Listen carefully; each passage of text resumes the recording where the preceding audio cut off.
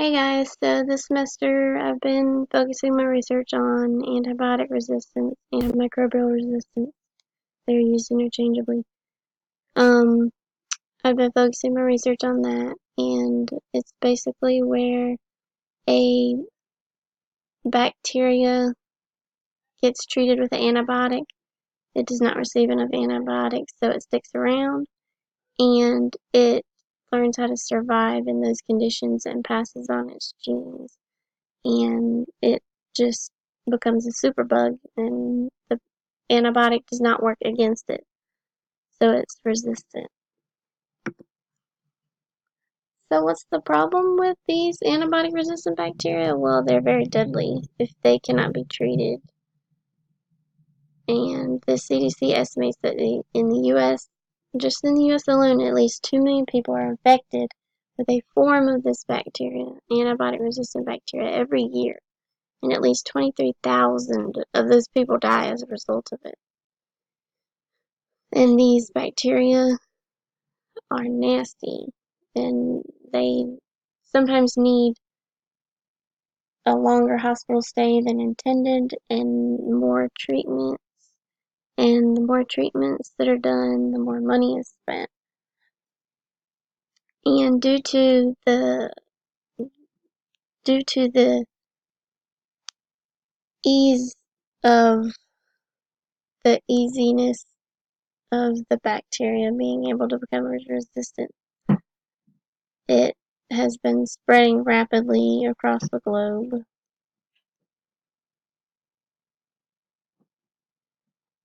So what has been done about it? What has been done about it? Well, the Obama administration back in September 2014 announced some federal actions that would be taken, such as an executive order, a national strategy was put in place as well, and that national strategy was for combating antibiotic resistant bacteria. President Obama also budgeted $1.1 million for the fiscal year of 2017 just for antibiotic resistance research. And this research is what allowed the CDC to boost surveillance and detection capacity of these bacteria. So they were able to find more bacteria and that was resistant, and they were able to detect them. And this money, $1.1 billion, also helped bolster programs for developing new antibiotics. On the other hand, the Trump administration actually had proposed budget cuts to the antibiotic resistance research funding, and the new budget that's supposed to come out next year does not even mention antibiotic resistance anywhere. So who even knows how or even if they will plan to continue to combat it. If they are, it's probably being done behind the scenes. And it's just not mentioned because it's not one of his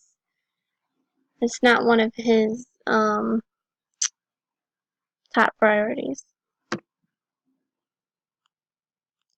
So, is there a better way? Yes, there is a better way. First, the country and the world really needs to be educated about antibiotic resistance, because if nobody knows there's a problem, we can't start fixing it. So that would be eased. The education would be brought by a national campaign, and the CDC, FDA, and USDA can get on board, and the CDC will have the bacterial side, the research side, and the FDA can be on the drug side, the antibiotic side. And the USDA can educate its livestock workers about the use of antibiotics and how it is affecting and spreading to humans and affecting the globe. This campaign will be brought to the masses on social media and through news outlets, because if it's shared on the internet, it can be shared anywhere in the world now, and it can be shared very quickly.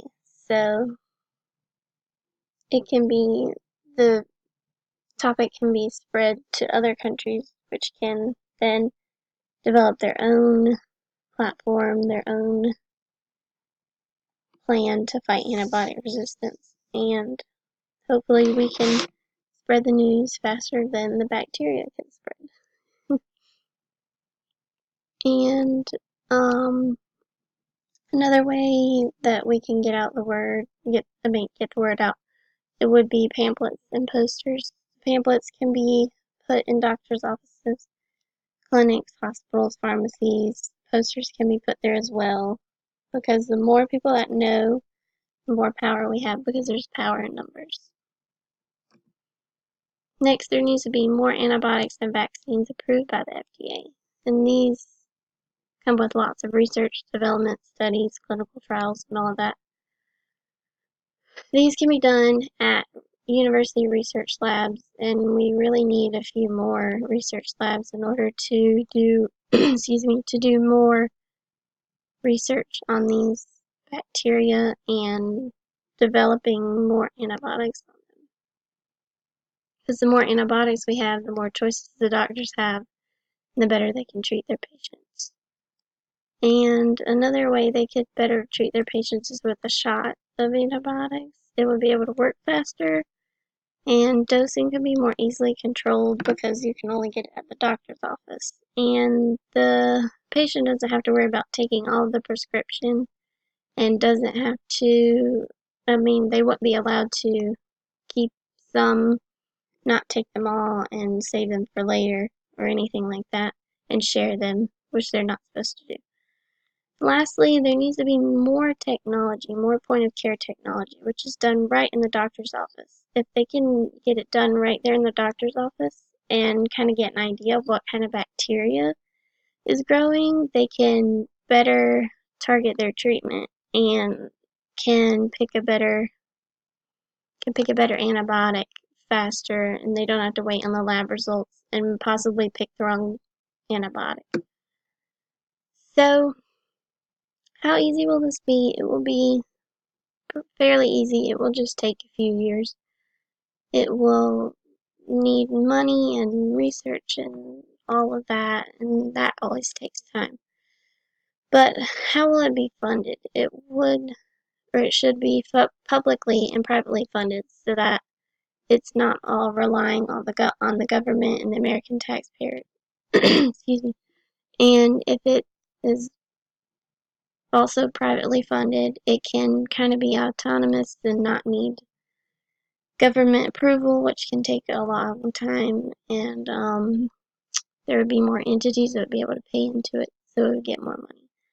The CDC can fund the posters and the pamphlets for the doctor's offices. The pharmaceutical companies, in conjunction with the FDA, can fund the research and development for the antibiotics. And then lastly, money from donors and grants from the government will also allow more universities, colleges to start up research labs.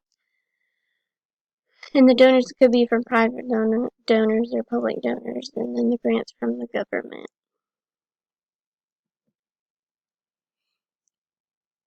Antibiotic resistance is really threatening modern medicine, and it needs to be brought under control, or at least slowed down, so that these drugs, these antibiotics, can remain effective.